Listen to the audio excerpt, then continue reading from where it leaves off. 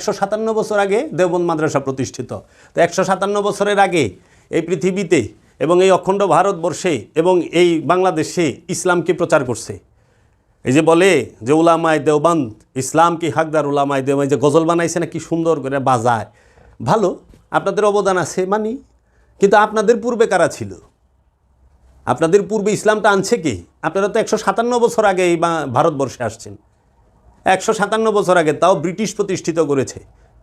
ব্রিটিশের অর্থায়নে, সৌদি আরবের পেট্রোডলারের অর্থায়নে। কিন্তু আপনারা যে প্রতিষ্ঠিত হইলেন, আর শাহজালাল বাবা আসছে কে? আজ থেকে 800 850 বছর আগে। তো 850 বেশি, 800 বছর বেশি, নাকি আপনার এই 157 বছর বেশি? এই বাবা শাহজালাল ইয়ামানি, বাবা শাহপরাণ, তাদের দ্বারাই বাংলাদেশে ইসলাম এসেছে আজ থেকে 800 থেকে 850 বছর আগে। এই অলি আল্লাহরাই সর্বপ্রথম ইসলাম এনেছেন। এই অলি আল্লাহদের বাংলাদেশ, শাহজালাল শাহপরাণের বাংলাদেশ, সুফিবাদের বাংলাদেশ, এই অলি আল্লাহরা মোহব্বতের মাধ্যমে, প্রেমের মাধ্যমে, ইশকের মাধ্যমে এই বাংলার জমিনে, তখন কোনো মুসলমান ছিল না, এই অলি আল্লাহরাই মুসলমান বানান, ইসলাম প্রচার করেন। বাংলার জমিনে ইসলাম এসেছে অলি আল্লাহর দ্বারা। বাংলার জমিনে কোনো মৌলবী, কোনো আলেমুলামার দ্বারা ইসলাম আসে নাই, দল তৈরি হয়েছে। ইসলামের দোহাই দিয়ে মারামারি হচ্ছে, কাটাকাটি হচ্ছে, ভাঙাভাঙি হচ্ছে, অপবাদ হচ্ছে এবং জান্নাতে এবং জাহান্নামে পাঠানো হচ্ছে। কিন্তু ইসলাম প্রচার করেছেন, ইসলাম অন্য ধর্মের মানুষকে ইসলামে মধ্যে নিয়ে এসেছেন আল্লাহর ওলিরা। আল্লাহর ওলিরা ইসলামকে এই বাংলার জমিনে নিয়ে এসেছেন এবং আল্লাহর ওলিদের কাছ থেকেই মুসলমান হয়েছে। আপনারা যদি একটু খেয়াল করেন,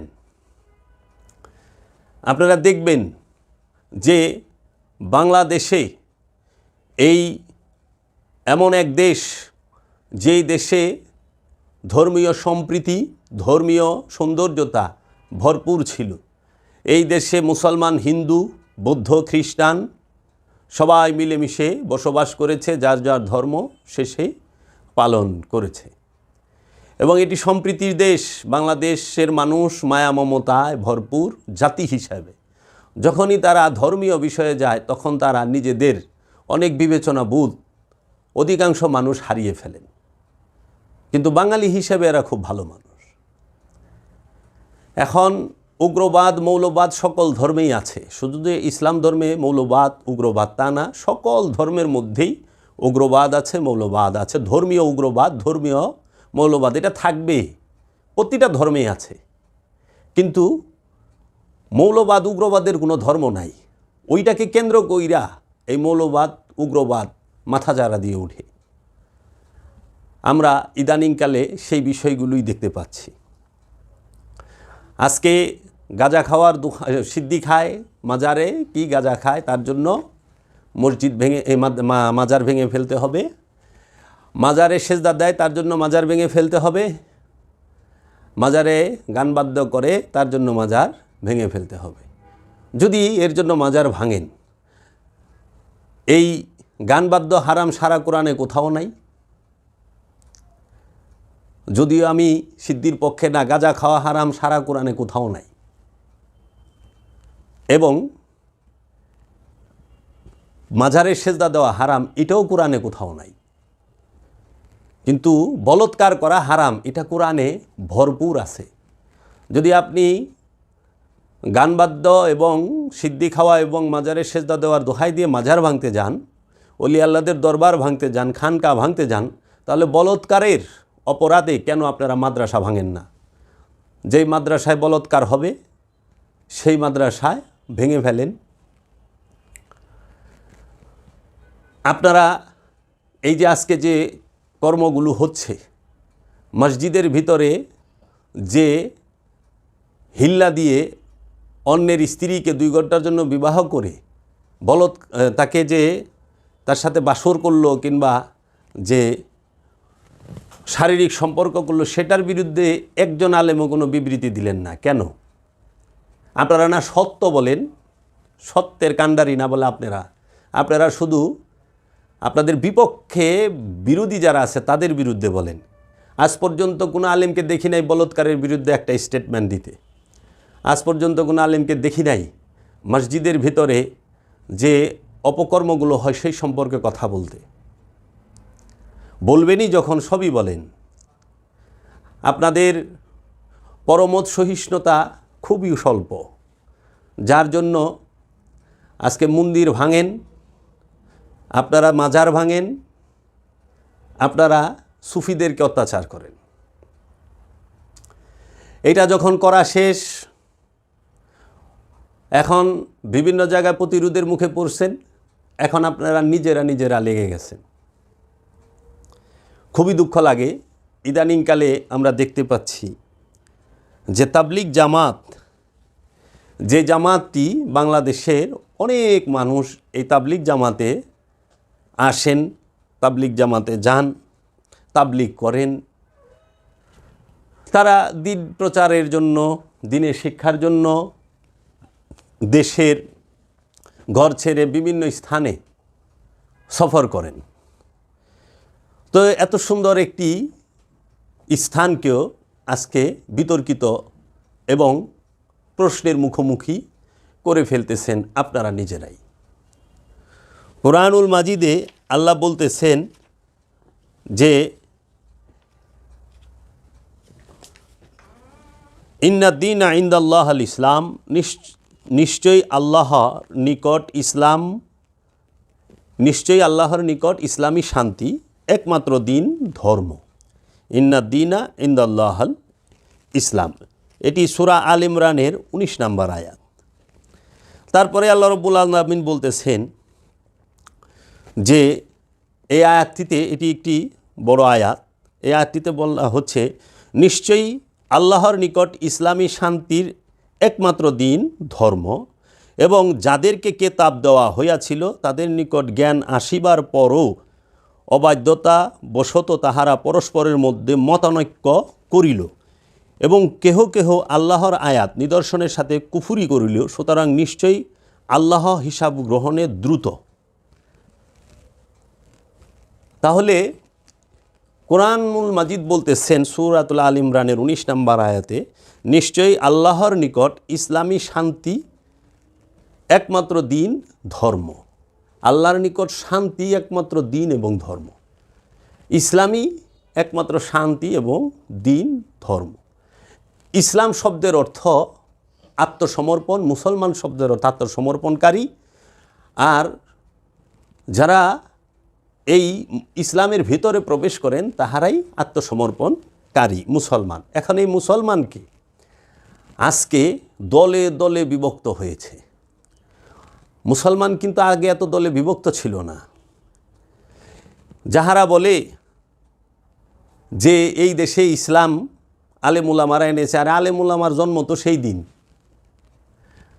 সুপ্রিয় দর্শক মণ্ডলী, ভালো করে শুনে রাখুন, এই বাংলার জমিনে বাংলা ভাষায় 1971 সালের আগে কোনো বাংলা কোরআনের অনুবাদ কি ছিল, তাফসির ছিল? 1950 সালে বাংলার জমিনে কোনো কোরআনের তাফসির বাংলায় ছিল, কোরআনের অনুবাদ বাংলায় ছিল না? ছিল না। তাহলে যেখানে কোরআনের অনুবাদই ছিল না, কোরআনের বাংলাই ছিল না, হাদিসের অনুবাদ করলেন বাংলাদেশের মধ্যে মাওলানা আজিজুল হক রাহিমাহুল্লাহ। তিনি বুখারী শরীফের অনুবাদ করলেন বাংলাতে। আজ থেকে 70 বছর আগে, 60 বছর আগে বাংলার জমিনে বাংলা ভাষায় কোনো কোরআনের তাফসির ছিল না, অনুবাদ ছিল না। বাংলা ভাষায় সর্বপ্রথম কোরআনের অনুবাদ যিনি করেন তিনি নরসিংদী জেলার ছেলে। নরসিংদী জেলা তার জন্মস্থান, তার নাম ভাই গিরিশচন্দ্র সেন। তিনি করেন, হিন্দু, তিনি করলেন বাংলায় কোরআনের অনুবাদ। হিয়া বড় বড় যারা আছেন আন্তর্জাতিক খ্যাতি সম্পন্ন, তারা কেউই করতে পারলেন না। কিন্তু ভাই গিরিশচন্দ্র সেনের ভুল ধরতে পেরেছেন। ভুল ধরা এটা স্বাভাবিক বিষয়, ভুল না ধরলে শিখব কোথা থেকে? আপনি আমার সমালোচনা করেন অবশ্যই, সেটা যেন গঠনমূলক হয়, শিক্ষণীয় হয়। কিন্তু গীবত করা এটা তো ইসলাম সমর্থন করে না। তা আমরা যদি দেখি যে ইসলামের ভিতরে প্রথম মারামারি, ঝগড়াঝাটি, হানাহানি কখন হয়? মুসলমানে। দেখেন, অলি আল্লাহদের মাজার কোনো ইহুদি, খ্রিস্টান, বৌদ্ধই ভাঙে নাই, কোনো হিন্দুরা ভাঙে নাই, কোনো ইস্কনেরা ভাঙে নাই। আল্লাহর অলিদের মাজার, সুফিদের মাজার, পীরাউলিয়ার মাজার, দরবেশদের মাজার ভেঙেছেন এই আলেম নামের জালেমরা, যারা নামে আলেম কিন্তু কর্ম জালিমের। এই জালেমেরা বাংলাদেশের অসংখ্য অলি আল্লাহর মাজার ভেঙেছে। কিছুদিন আগেও বাবা শাহপরানের মাজারে হামলা করেছেন এবং আপনার আমাদের বাংলাদেশের মধ্যে অনেক অলি আল্লাহর মাজার ভেঙেছেন এবং আমাদের উপরেও হামলা করেছেন। কেন? তারা যুক্তিতে, কথায় এবং দলিল দস্তাবেজে পারে না। তারা হামলার পথ, মামলার পথ খুঁজে নিয়েছে। আলোচনা করে অনেক কিছুই সমাধান করা যায়। মানুষের জন্য ধর্ম, ধর্মের জন্য মানুষ নয়। মানুষ যদি মেরে ফেলেন, মানুষ যদি বাইচা না থাকে, মানুষই যদি না বাইচা থাকে, তাহলে ধর্ম কে করবে? আজকে ধর্মের দোহাই দিয়ে মানুষ হত্যা চলছে, নির্বিচারে মানুষ হত্যা হচ্ছে। কুবায়া মানুষের কাইটা দোয়া করতেছে, আমরা দোয়া করে আল্লাহ যেন তারা জান্নাত দেয়। আরে ভাই, কুবায়া ভালা করে দিছেন, বেচারা জ্বলতে জ্বলতে দুঃখ কষ্টে ভুগতে ভুগতে মারা গেছে, আবার আপনি তার লেগে দোয়া করতেছেন জানি জান্নাত দিয়ে দেয়। এত গ্যারান্টি কোথায় পেলেন? নিরপরাধ মানুষগুলোকে আমরা দেখলাম যে মারা হচ্ছে। আমি আজকে আপনাদের সামনে কিছু বিষয় তুলে ধরব দালিলিকভাবে। আজকে বাংলাদেশের মধ্যে তাবলিগ জামাত নিয়ে মারামারি হচ্ছে, বাইরের মানুষের সাথে না। তাবলিগি যখনই একটি দল বড় হয় এবং ওই দলের মূল যখন চলে যায়, তখনই সেখানে ফাটল ধরে। আল্লাহর রসুল পৃথিবী থেকে পর্দা গ্রহণের পরে মাওলা আলী করমাল্লাহু ওয়াজহুকে আল্লাহর রসুল পৃথিবীতে থাকা অবস্থায় গাদিরে খুমে মাওলায়াত দান করেন, খলিফা ঘোষণা করেন এবং মাওলায়াত দান। এই মাওলা আলী তিনি হচ্ছেন রসুলের নূরের খলিফা। রসুলের যারা আওলা, রসুলকে যারা মহব্বত করে, যাদের জান থেকে বেশি, তাদের মাওলাই হচ্ছে মাওলা আলী। যারা রসুলের, আল্লাহর রসুল মুহাম্মদ মুস্তাফা সাল্লাল্লাহু আলাইহি ওয়াসাল্লামের অনুসারী এবং অনুসরণকারী সাহাবী এবং উম্মত, তাদেরকে আল্লাহর রসুল বললেন, মানকুন্তু মাওলাহু ফাহাজা আলিউন মাওলাহু, আমি যার মাওলা এই আলীও তার মাওলা। এই মাওলা আলীকে খেলাফত দান করলেন মহানবী, মাওলায়াত দান করলেন মহানবী। কোথায়? গাদিরে খুমে। কবে? বিদায় হজের পরে 18ই জিলহজ। বিদায় হজ হয় 10ই জিলহজে। 18ই জিলহজে গাদিরে খুমে আল্লাহর রসুল মাওলা আলীকে খেলাফত দান করেন। আল্লাহর রসুলের ইন্তেকালের পরে, ওফাতের পরে আমরা খলিফাতুল মুসলিমিন পাইলাম আবু বকর সিদ্দিক রাদিয়াল্লাহু তাআলা আনহুকে প্রথম, হজরত ওমরকে, হজরত উসমানকে, মাওলা আলী করমাল্লাহু ওয়াজহুকে এবং মাওলা হাসানকে এবং আমিরে মুআবিয়াকে। এখন কথা হইল, এই খেলাফতেরও দুইটা দিক, কারণ প্রতিটা বিষয়ের দুইটা দিক আছে। প্রতিটা বিষয়ের দুইটা দিক, একটি জাহের, একটি বাতেন, একটি মূল, একটি রূপক, একটি হাকিকি, একটি মেজাজি, একটি জাত, একটি সেফাত, একটি মূল, একটি গুণাবলী। খেলাফতেরও দুইটা দিক। একটি হইল যে নূরের রাজ্যের খেলাফত, মারেফতের রাজ্যের খেলাফত, তসৌফের রাজ্যের খেলাফত, এলমে সিনার খেলাফত, এলমে লাদুনির খেলাফত। এই এলমে লাদুনি, এলমে সিনা এবং এই নূরের রাজ্যের, রেসালাতের রাজ্যের, বেলায়েতের রাজ্যের, আবদিয়াতের রাজ্যের, এই তৌহিদ রাজ্যের যে খেলাফত, সেটি আল্লাহর রসুল নিজে দান করে যান মাওলা আলী করমাল্লাহু ওয়াজহুকে। আর রসুলের ইন্তেকালের পরে মক্কার কুরাইশগণ এবং মদিনার আনসারগণ তাহারা মিলে রাষ্ট্র পরিচালনার জন্য হেজাজে মক্কা, হেজাজে মদিনা, তায়েফ, নাজরান, এই সমস্ত জিদ্দা, এই সমস্ত অঞ্চলকে পরিচালনা করার জন্য জনগণ একজন খলিফা মনোনীত করেন, নির্বাচিত করেন। তিনি হলেন হজরত আবু বকর সিদ্দিক রাদিয়াল্লাহু তাআলা আনহু।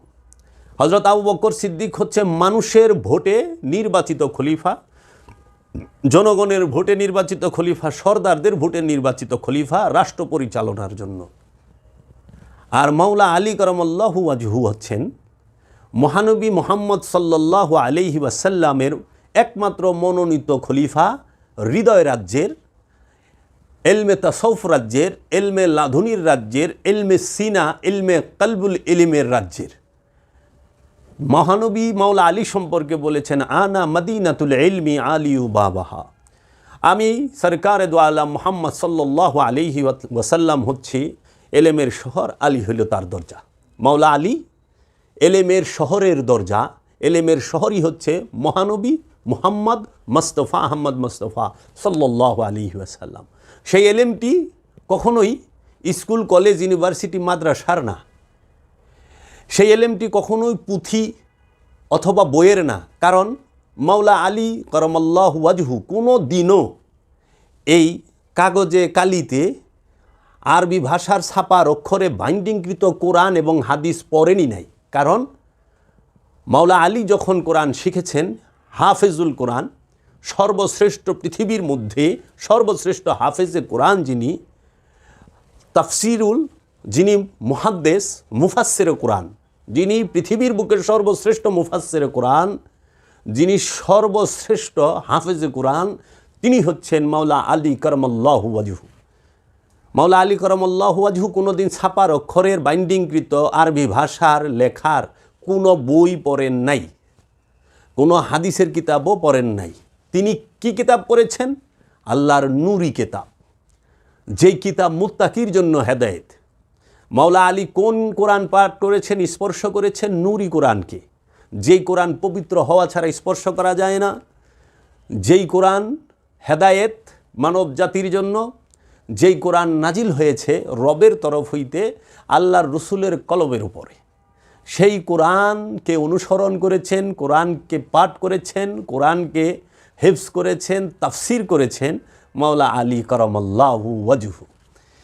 এই মাওলা আলী কারামাল্লাহু ওয়াজহু তিনি হচ্ছেন জগতের সর্বশ্রেষ্ঠ আল্লাহর রসুলের মনোনীত নির্বাচিত খলিফা, কলবের কি এলেমের শহরের দরজা, সিনার এলেমের খলিফা, হৃদয় রাজ্যের খলিফা, কলব অন্তর, এই রাজ্যে রাজ করে মাওলা আলী।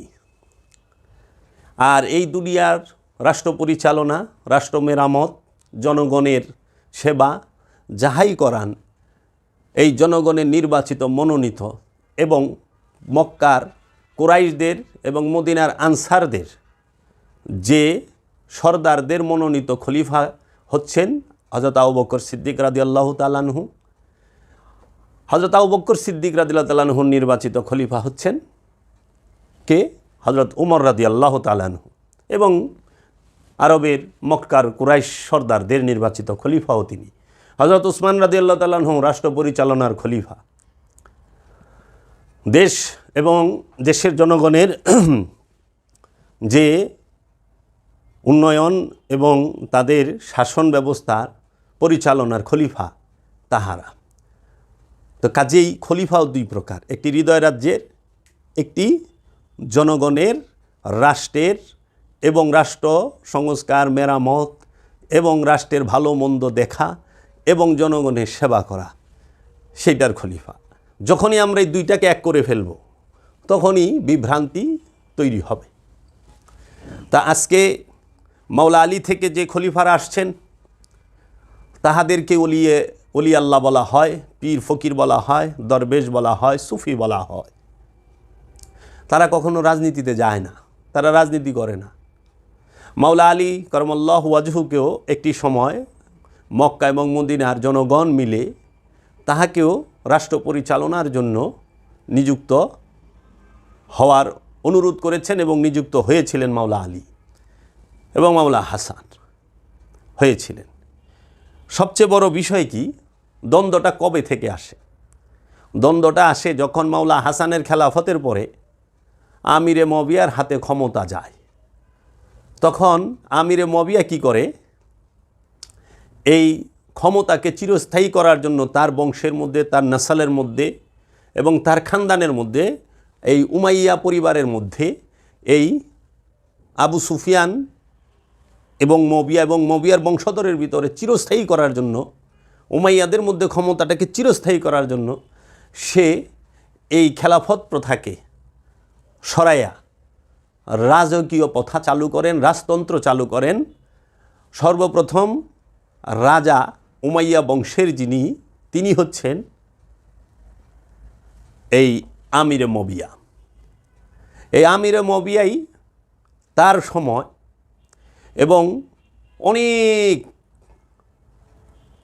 ঘটনা থেকে, অনেক বিজ্ঞ আলেম উলামায়ে কেরামদের থেকে জানা যায় যে যত গুপ্ত হত্যা এবং উনার আমলেই সবচেয়ে বেশি হত্যা হয়েছে।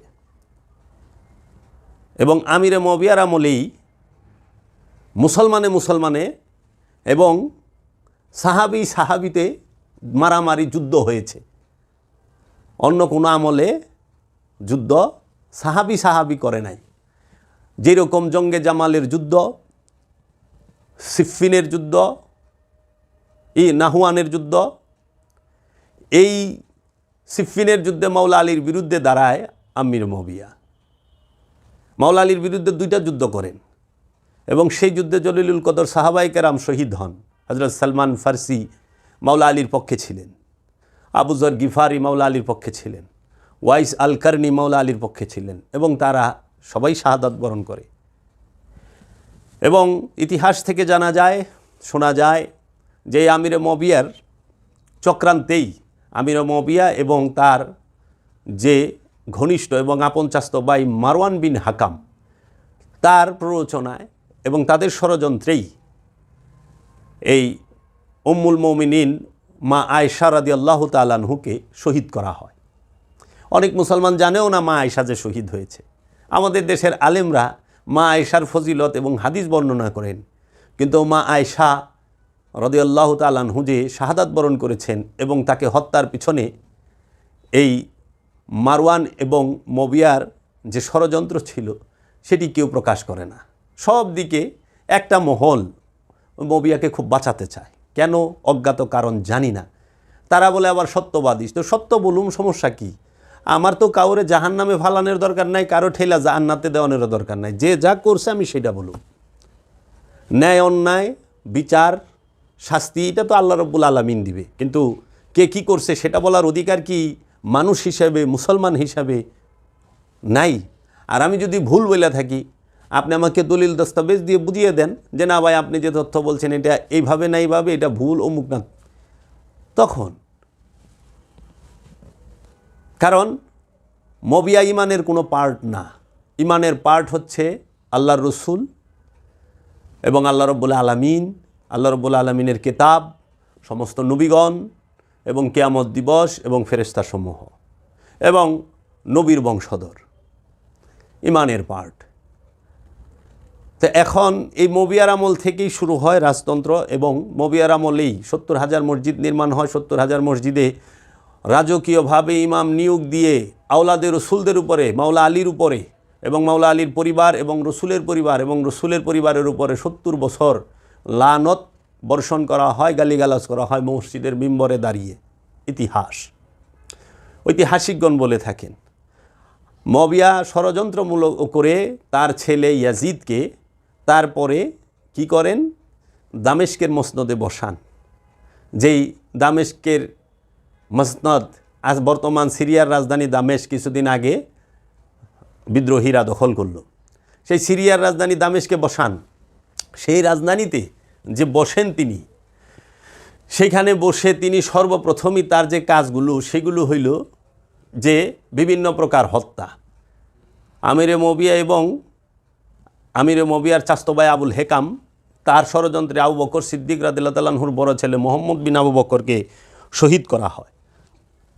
ইসলামে মধ্যে এত পরিমাণ হত্যা হয়েছে এবং ইসলামের মূল ব্যক্তিত্বকে, মহানবীর কন্যা মা ফাতেমাকে শহীদ করা হয়েছে। ইহুদি বৌদ্ধ খ্রিস্টানরা করে নাই, মুসলমান নামধারী সাহাবীরা এবং সঙ্গীরাই করেছে। মাওলা তারপরে হযরত আবু বকর সিদ্দিক, তিনি ন্যাচারাল প্রকৃতির নিয়মে ইন্তেকাল করছেন।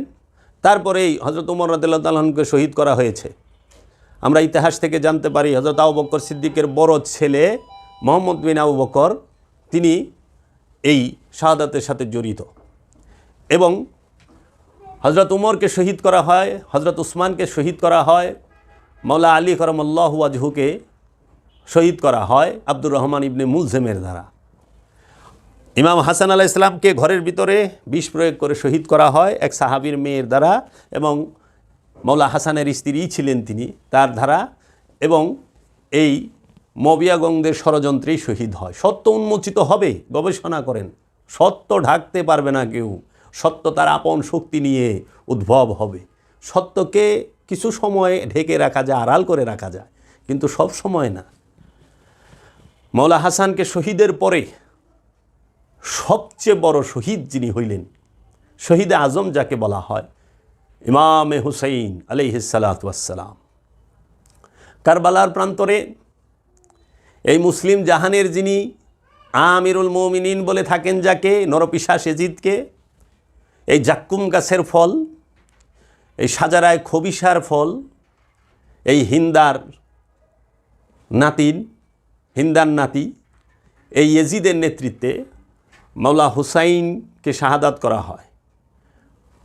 মাওলা হুসাইনের দুই ছেলে ইমাম আলী আকবর, ইমাম আলী আসগরকে শাহাদাত করে। ইমাম হাসান আলাইহিস সালামের ছেলে ইমাম কাসেম আলাইহিস সালামকে শহীদ করে। ইমাম মুসলিম বিন আকিলকে শহীদ করে। ইমাম মোহাম্মদ এবং ইমাম আনো দুই ভাইকে শহীদ করেন। এবং মাওলা হুসাইনের বন্ধু যিনি হাবিব বিন মাজাহির, তাকে শহীদ করেন। রসুলের সাহাবী হুরমুলা হুর এবং তার সঙ্গী 30 জন এইভাবে শহীদ করেন। এই শহীদগুলো, এই হত্যাগুলো কোনো ইহুদি, খ্রিস্টান, বৌদ্ধ, নাসারা কিংবা যাদেরকে বলা হয় নাস্তিক, তাহারা কেউ করে নাই।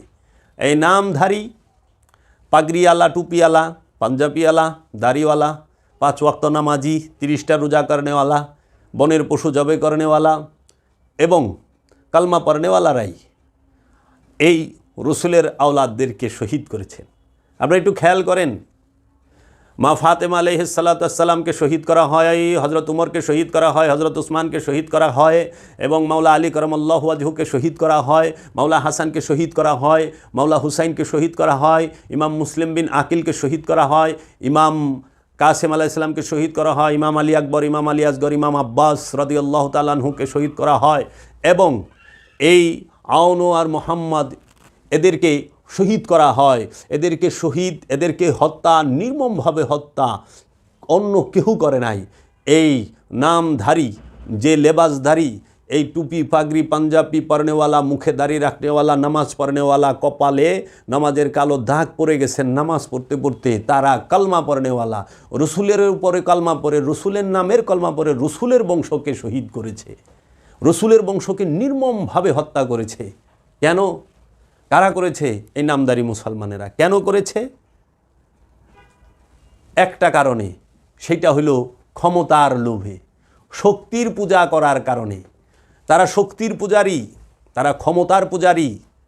ইসলামের দোহাই দিয়া ক্ষমতায় যাইতে চায়, শক্তির পূজা কইরা নূরকে তারা, নূরের বংশকে তারা কচুকাটা করে।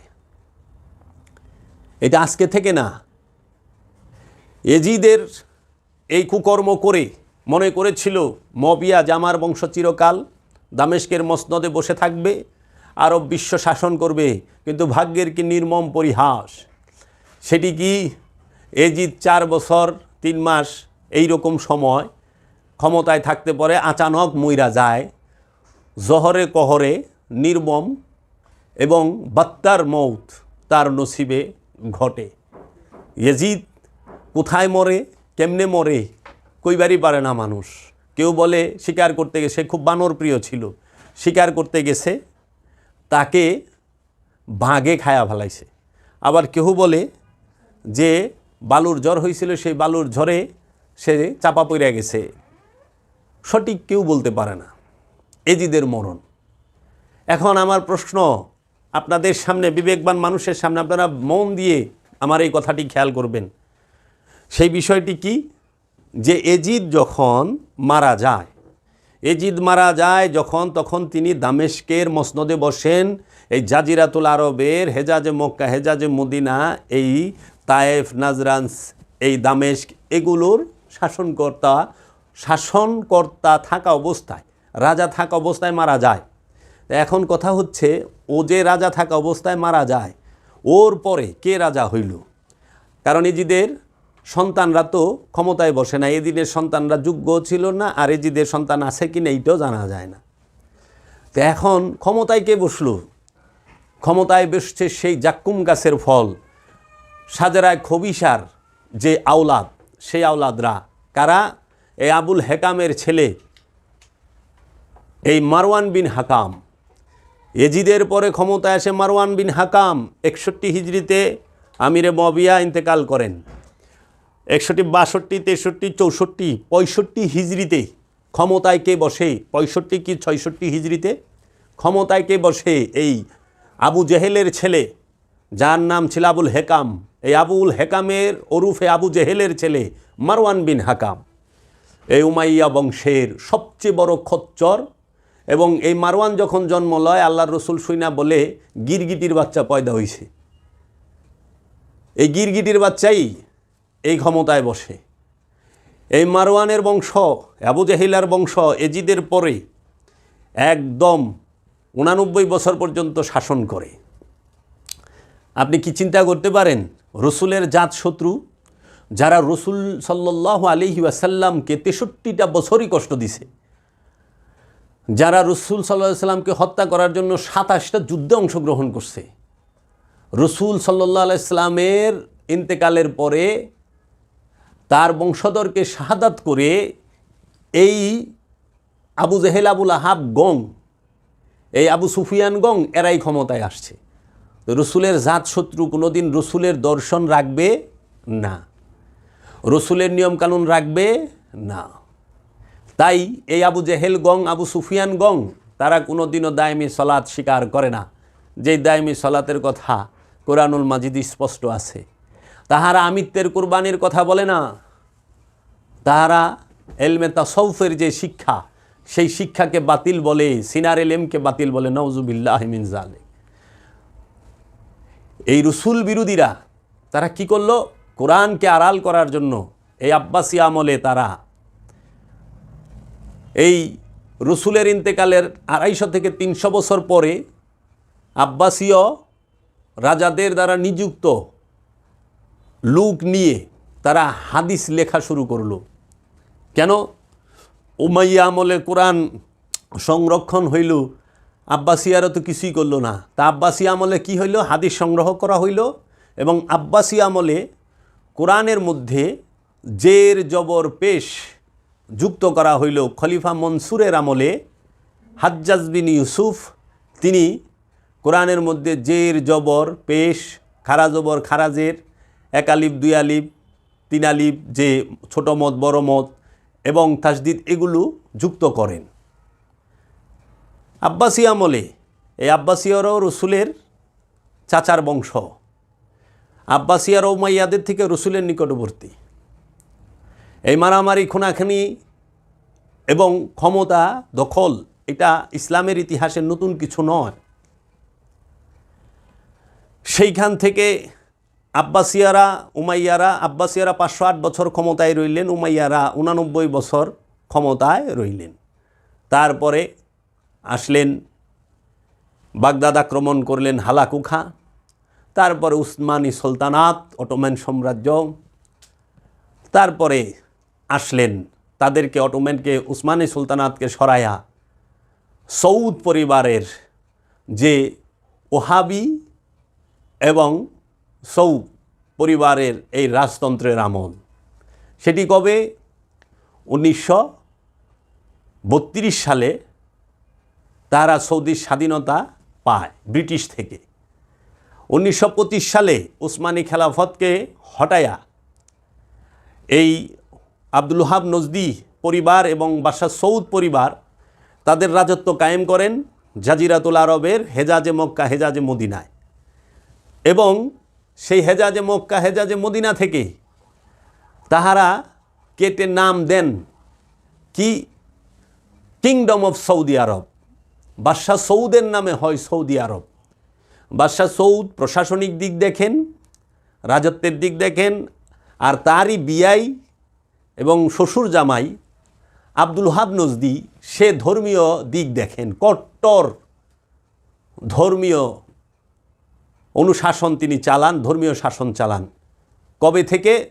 1925 সাল থেকে সৌদি আরবে কট্টরপন্থী তারা ইসলামের। এই 1925 সাল থেকে এখন 2024 সাল, 99 বছর, আগামী 10 দিন পরে 100 বছরে পা দিবে।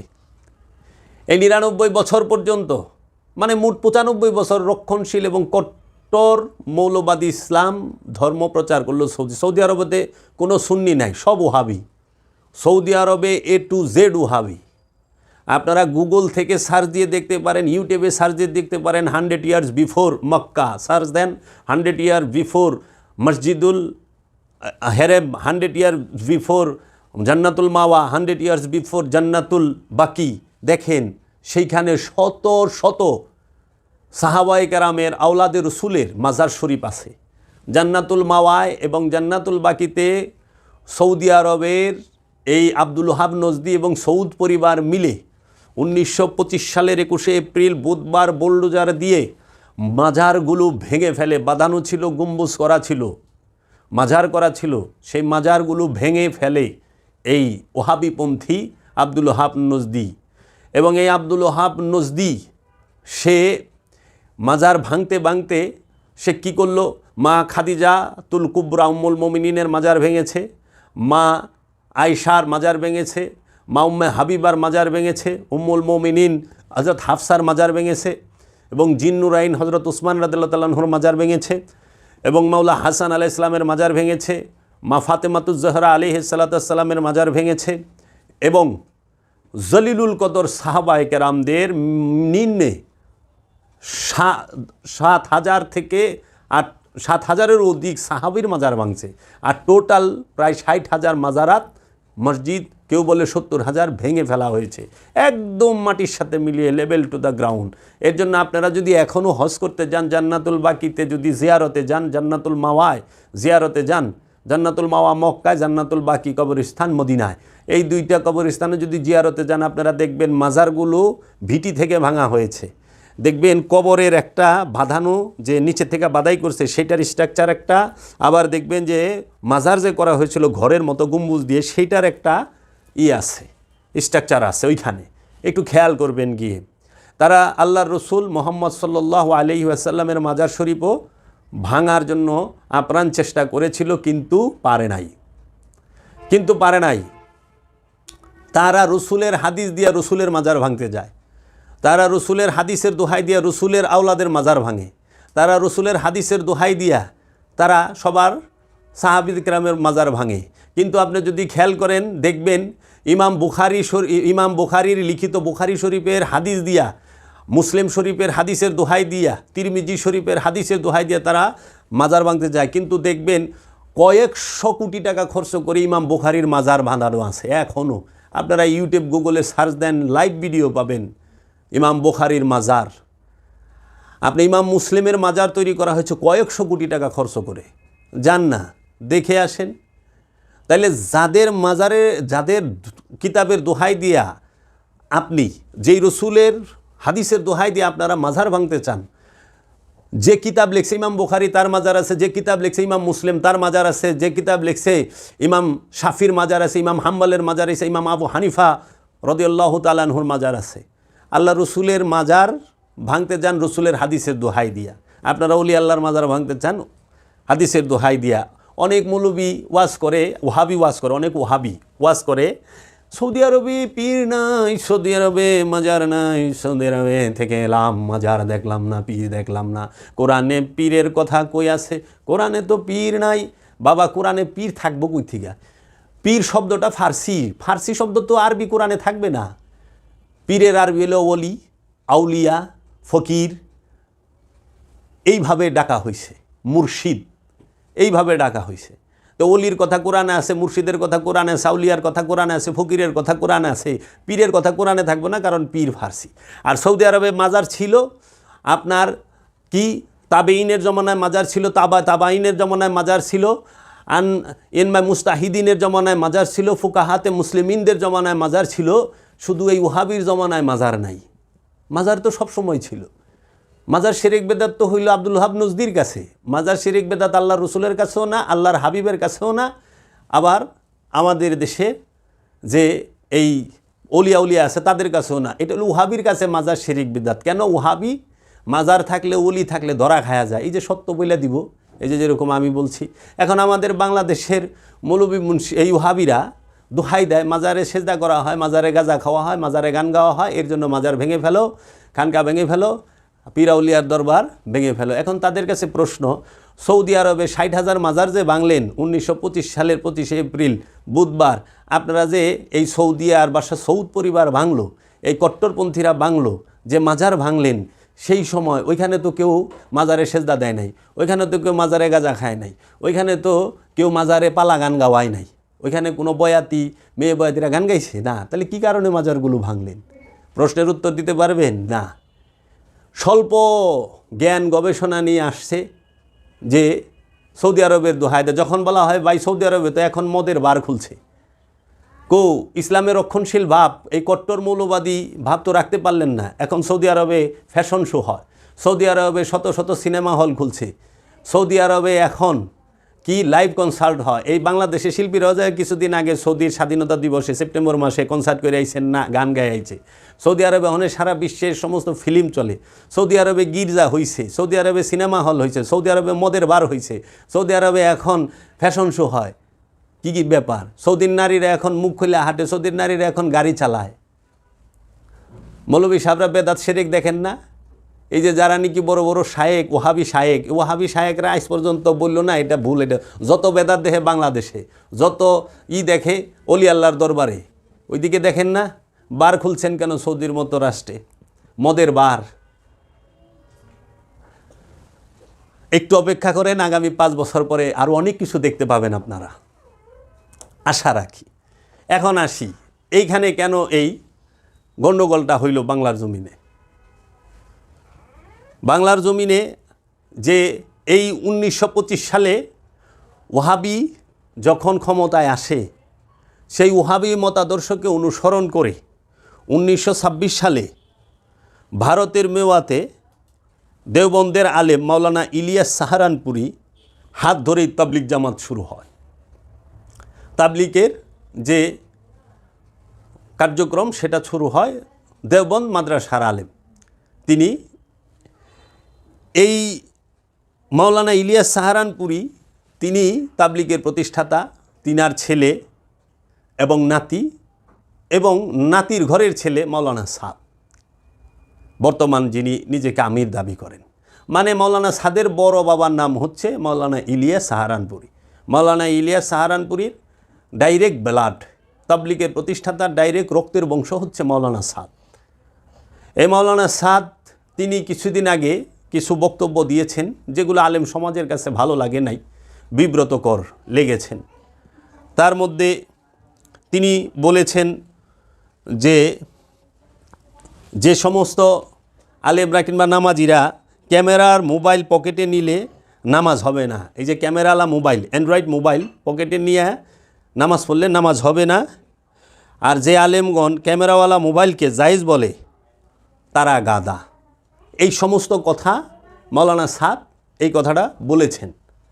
এইটা আলেম সমাজ ভালোভাবে নেয়, কিন্তু নেয় নাই। কিন্তু এখানে একটা প্রশ্ন থাকে, এই আলেম সমাজই বলে ছবি তোলা হারাম, ছবি তুললে হাবিয়া দুজকে যাইবেন না কোন দুজকে যাইবেন, জাহান্নামী সোজা করে দেয়। এবং ছবি যেই ঘরে টাঙানো থাকবে সেই ঘরে রহমতের ফেরেশতা ঢুকবে না। টিভি আর ছবি যে ঘরে আছে সেই ঘরে ফেরেশতা ঢোকে না ঝোলানো থাকলে। এখন এই নিয়ে আমি অনেক গালিগালাজ খেয়েছি, আমার 14 গোষ্ঠী উদ্ধার হয়েছে। এই সমস্ত যারা শুকনো মগজের অধিকারী, তাদের মগজটা শুকায় গেছে গা, এই শুকনা মগজের অধিকারীরা বলে হাতে টাচ মোবাইল নিয়ে ক্যামেরাওয়ালা মোবাইল হাতে রেখে এবং ফেসবুক প্রোফাইলে নিজের ছবি দিয়ে তাহারা নিজেকে ছবি দিয়ে ওয়াজের থাম্বেল বানায়া ইউটিউবে ওয়াজ চালায়, ফেসবুকে ওয়াজ চালায়, কিন্তু তারা ফতোয়া দেয়। আমাকেও গালি দিছে যে তোর মাথার উপরে ছবিকে, আমার পীর মুর্শিদ কেবলা বাবা জাহাঙ্গীরের ছবি মোবারক আমার মাথার উপরে রেখেছিলাম, অনেক গালিগালাজ সইতে হয়েছে আমাকে। তো ছবি রাখা যেখানে হারাম, ছবির থেকে ডেঞ্জারাস তো ক্যামেরা, তো ক্যামেরা রাখা যায় কেমনে? তো উনি তো কথাটা অযৌক্তিক বলেছেন কি না আপনারা একটু গবেষণা করেন, সেটা আলোচনার মাধ্যমে সমাধান করেন, কিন্তু এই যে মারামারি হানাহানি সেটা তো উচিত না।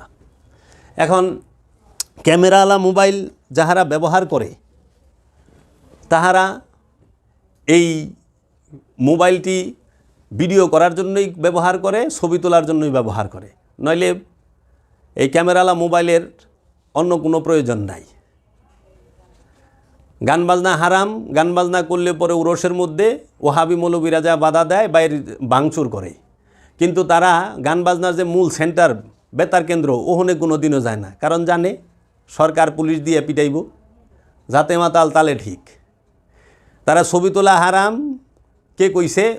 এই আব্বাসিয়া, এই উমাইয়া রাজবংশের এই হাদিস, টুকাইনা হাদিস দিয়া মুসলমানকে এই ব্রিটিশের চক্রান্তে উমাইয়া আব্বাসিয়া রাজবংশ জ্ঞান বিজ্ঞান প্রযুক্তি টেকনোলজি থেকে শত শত বছর পাউছাইয়া দিছে। কারণ জিওলজি যে গবেষণা করা হয়, জিওলজি সাবজেক্টটা যে প্রাণী জগৎ সম্পর্কে যদি আপনি জানতে চান অবশ্যই আপনার ছবি লাগবে, কারণ বাঘের সামনে যায় আপনি সামনের সন্তানরা বাঘ চিনাইতে পারবেন না, বাঘের ছবি দিয়ে বাঘ চিনাইবেন। এবং চিকিৎসা বিজ্ঞানে যদি আপনি গবেষণা করতে যান, প্রাণীদেরকে চিনাইতে হইলে প্রাণীর ছবি লাগবে। এই চিকিৎসা বিজ্ঞান থেকে মুসলমানরা অনেক দূরে সরাই দিছে এই ওহাবি এবং ব্রিটিশরা মিলা, কি জাহান্নামের যাইবা এই ফতোয়া দিয়া আর হাদিসের দোহাই দিয়া। আজকে দেখেন বাংলাদেশে একজন আলেম যখন ওয়াজ করে তার সামনে কতটি ক্যামেরা থাকে, আর একটা নায়ক নায়িকার সামনে কয়টা ক্যামেরা থাকে। তো মৌলানা সাহেব কি কইতে পারে না, ভাই ক্যামেরা হারাম, ছবি তুলবেন না, ভিডিও করবেন না, এগুলো হারাম কাজ, এগুলো করেন না, গেলে ইসলামে নাই? না, এরা দিয়ে আরও ফোন করে আমি আজকে উত্তরবঙ্গে যাইতেছি জয়সরে, আপনি আইসা পড়েন। এই তাদের ওয়াজকে ভাইরাল করছে ইউটিউবাররা, এই ফেসবুকাররা, তারা করছে। আর সবচেয়ে আশ্চর্যের বিষয় তো এই যে ওখানে মসজিদের ভিতরে ক্যামেরা সেট করে লইছে নামাজের সময়। এখন মৌলানা সাহেব নামাজ পড়তেছে, আমি সৌদি আরবে থেকে আইছি, লাইভ দেখাইতেছে, দেখেন ক্যামেরা না ধরলে লাইভ দেখান কেমনি? তো ক্যামেরা তো মসজিদে ঢুকছে, কাবা শরীফে ঢুকছে, ক্যামেরা সব জায়গায় ঢুকছে, কোন জায়গায় না ঢুকছে? পকেটে ঢুকছে, ঘরে ঢুকছে, বাড়িতে ঢুকছে, অফিসে ঢুকছে। এখন পোলাপান ক্যামেরা মোবাইল ছাড়া ভাতও খায় না, খাওয়ানোর ভিতরেও ঢুকে গেছে এটা। আর আপনাদের এই ফতুয়ার কারণে আজকে মুসলমানরা কত পিছায়া। আপনারাই ফতুয়া দিছেন কি? আপনারা ফতুয়া দিচ্ছেন ইংলিশ পড়া যাবে না, ইংলিশ পড়া হারাম, ইংলিশ পড়লে হাবিয়া দুজকে যাইবা। এই 60 নলের মৌলবী কারি ইব্রাহিম এই ফতুয়া দিছে, এবং তার লিখিত একটা কিতাব আছে, সেটার নামও আমি বইলা দিছি এক আলোচনায়। ওই কিতাবের মধ্যে লেখা, ওই কিতাবও আমার হাতে আছে। ওনার ওয়াজ যারা শুনছে তারা তো ইংরেজি পড়ায় নাই পোলাপানরে, ওনারে যারা ফলো করছে। এখন মৌলানা সাহেবরা টাস টাস ইংলিশ কয়, আরবির থেকে ইংলিশ এখন বেশি কয় মৌলানা সাহেবরা। এখন বাংলা স্টাইলে বাংলা কয় না, আঞ্চলিক বাংলা বলে না, এখন ইংরেজি স্টাইলেও বাংলা কয়। তাহলে কই যাইবেন? এই সমস্ত কারণে আজকে আমাদেরকে এক মুসলমান আরেক মুসলমানরে কইতেছে বাতিল, কাফের, নাউজুবিল্লাহি মিন যালিক। মতের পার্থক্য থাকবে, এটি তো স্বাভাবিক, এটি তো সৌন্দর্য। এই 1926 সালে ভারতবর্ষে যে তাবলিগ জামাত প্রতিষ্ঠা করেন মাওলানা ইলিয়াস, দেখেন 1925 সালে সৌদি আরবে ওহাবিরা ক্ষমতায় আসে। এই ভারতবর্ষে ওহাবিবাদকে সর্বপ্রথম ইম্পোর্ট করেন যিনি সৌদি আরব থেকে ওহাবি মতবাদটাকে ভারতবর্ষে অখণ্ড ভারতে আনেন, তিনি হচ্ছেন ইসমাইল দেহলভি। তিনি আব্দুল ওহাব নজদির লেখা 2টা কিতাব আছে, যেটি ইমান বিধ্বংসী কামান। সেই 2টি কিতাবের নাম, একটি হলো কিতাবুত তৌহিদ, আর একটির নাম হলো কাশফুস সোহবাত। এই কিতাবুত তৌহিদ এবং কাশফুস সোহবাতে কী লিখেছেন আমি আপনাদের সামনে তুলে ধরবো। আমি আজকে দলিল লয়ে বসি, আপনারা দেখবেন। এই কাশফুস সোহবাত কিতাবুত তৌহিদকে বাংলায় উর্দুতে অনুবাদ করে ইসমাইল দেহলভি, তার নাম দেয় তাকবিয়াতুল ইমান। এবং এই ভারতীয় উপমহাদেশে সুফিদের বিরোধিতা করার জন্য, অলিদের বিরোধিতা করার জন্য, এই পীর মাশায়েখের বিরোধিতা করার জন্য সৌদি আরব থেকে আমদানি করা ওহাবি মতবাদের বিভিন্ন শাখা প্রশাখা আসে। যেই রকম তাবলিগ জামাত ওহাবি মতাদর্শে প্রতিষ্ঠিত, জামায়াত ইসলাম ওহাবি মতাদর্শে প্রতিষ্ঠিত, দেওবন্দ মাদ্রাসা ওহাবি মতাদর্শে প্রতিষ্ঠিত, এবং সালাফি ওহাবি মতাদর্শে প্রতিষ্ঠিত, এবং এই যে আপনার ওহাবি এবং আরেকটা আছে সেই ধর্মের এই মতবাদটার নামও আছে, যে আমি স্মরণ আসতেছে না, এই তাবলিগ জামাত দেওবন্দ এবং সালাফি আহলে হাদিস এরা সবাই ওহাবির থেকে এক ওহাবির বিভিন্ন শাখা প্রশাখা। ওহাবিটা কাণ্ড, কিন্তু বিভিন্ন শাখা প্রশাখা হইলে এরা সারা বিশ্বে ছড়ায় রয়েছে। আপনি একটু খেয়াল করেন, তাবলিগ আলারাও কয় পীর মাশায়েখরা বন্ড, দেওবন্দিরাও কয় পীর মাশায়েখরা বন্ড, মাজার শিরক বেদাত, জামাতিরাও কয় বন্ড, তাবলিগিরাও কয় বন্ড, দেওবন্দিরাও কয় বন্ড, সালাফিও কয় বন্ড, আহলে হাদিসও কয় বন্ড। দেখছেন, তারা শাখা প্রশাখা ভিন্ন হলে কি আকিদা এক, আকিদা এক। তারা এই সারা ভারতবর্ষে অনেক রকম মানুষ আছে। ওহাবিরা গবেষণা করে দেখছে সুফিবাদের সমস্ত বড় বড় কিতাব ফার্সি ভাষায় রচিত। আগে মাদ্রাসা থেকে আল্লাহর ওলি বের হইতো, বড় বড় ওলি বের হইতো। কেন? মাদ্রাসাগুলোতে ফার্সি তালিম দেওয়া হইতো। বর্তমানে ফার্সির ওইভাবে তালিম দেওয়া হয় না। যে গেলে কই দেয় তো একটু ফার্সিতে কোন না আমাদের কিছু, কোন কিতাব পড়ছেন ফার্সি ভাষা। কারণ আরবের ওহাবিরা মিটিংয়ে বসে কিভাবে পৃথিবীর বুক থেকে সুফিজমকে সমূলে উৎপাটন করা যায়, পীর ফকিরদের ধ্বংস করে দেওয়া যায়। তখন ওইখানে এক পণ্ডিত উঠা দাঁড়াইছিল, আরবের বুকে এক বিজ্ঞ লোক বলছিল যে পৃথিবীর সকল মাদ্রাসা থেকে কেচি দিয়া ফার্সি ভাষাটাকে কাইটা উঠায় দেন, মাদ্রাসা সিলেবাসে ফার্সি রাখবেন না, ফার্সি ভাষাটাকে কেচি দিয়ে কেটে ফেলে দেন। সুফিবাদের মরণ, এই পীর ফকিরদের মরণ এমনি হয়ে যাইব। কারণ সুফিজমের সবচেয়ে বড় বড় কিতাবগুলো, যে মসনবী শরীফ ফার্সি ভাষায় লেখা, ইহিয়া উলুমুদ্দিন ফার্সি ভাষায় লেখা, মক্তবাতে খাজা ফার্সি ভাষায় লেখা, দেওয়ানে শামসে তাবরিজ ফার্সি ভাষায় লেখা, দেওয়ানে মঈনুদ্দিন ফার্সি ভাষায় লেখা, তারপরে ইমাম আহমেদ রেফাইর এবং ইমাম আপনার বাহাউদ্দিন নকশবন্দের এই বড় বড় যে কিতাবগুলো, এই সমস্ত কিতাবগুলো ফার্সি ভাষায় লেখা। এখন ওনাদের কিতাবগুলো তো এই মানুষ পড়তে পারে না, ওনারা কি বলছেন। এর জন্য এই বাংলার জমিন থেকে এবং বিশ্ব থেকে, এই ভারতবর্ষ থেকে এই ফকিরি সুফিবাদের চর্চাটা উঠে যাচ্ছে। আর সুফিবাদী একমাত্র আত্মপরিচয়ের পথ, সুফিবাদী শান্তির পথ। সুফিদের সোহবতে যাওয়া ছাড়া আপনি মুসলমান হইতে পারবেন না, সুফিদের সোহবতে যাওয়া ছাড়া আপনি শান্তি পাবেন না, শান্ত হইতে পারবেন না। এই যে তাদের যে আকিদা, মাওলানা ইলিয়াস সাহারানপুরি তাবলিগ জামাত প্রতিষ্ঠিত করলেন 6 উসুলের। তার প্রথম 6টি উসুল কি কি? কালেমা, নামাজ, এলেম ও জিকির, একরামুল মুসলিমিন, তারপরে আপনার সহিনিয়ত, দাওয়াত ও তাবলিগ। আসলে ওনারা তাবলিগ করেন না, তাবলিগ করেছেন আল্লাহর নবীরা, তাবলিগ করেছেন আল্লাহর ওলিরা, তাবলিগ করেছেন আল্লাহর রসুলরা, তাবলিগ করেছেন আল্লাহর নবীরা, তাবলিগ করেছেন আল্লাহর রসুলরা, তাবলিগ করেছেন আল্লাহর ওলিরা। তাবলিগ মানে কি? দিনের দাওয়াত। দিনের দাওয়াত কার কাছে দিতে হয়? যে দিনের মধ্যে আসে নাই, যে দিনের ভিতরে আসে নাই, যে মুসলমান হয় নাই, অমুসলিমের কাছে, অন্য ধর্ম অন্য মতের মানুষকে দিনের সম্পর্কে বুঝানো, দিন সম্পর্কে বলা, অন্য ধর্মের মানুষকে ইসলাম ধর্মে প্রবেশ করানোর নামই হচ্ছে তাবলিগ। আর বর্তমানে এই মাওলানা ইলিয়াস সাহারানপুরীর নেতৃত্বে যে মুসলমান ভাইয়েরা করতেছেন, এইটা তাবলিগ না, এটা হলো জামাতে ইসলাহ। জামাতে ইসলাহ, তাবলিগ জামাত না, এটা হলো জামাতে ইসলাহ। ইসলাহ কি?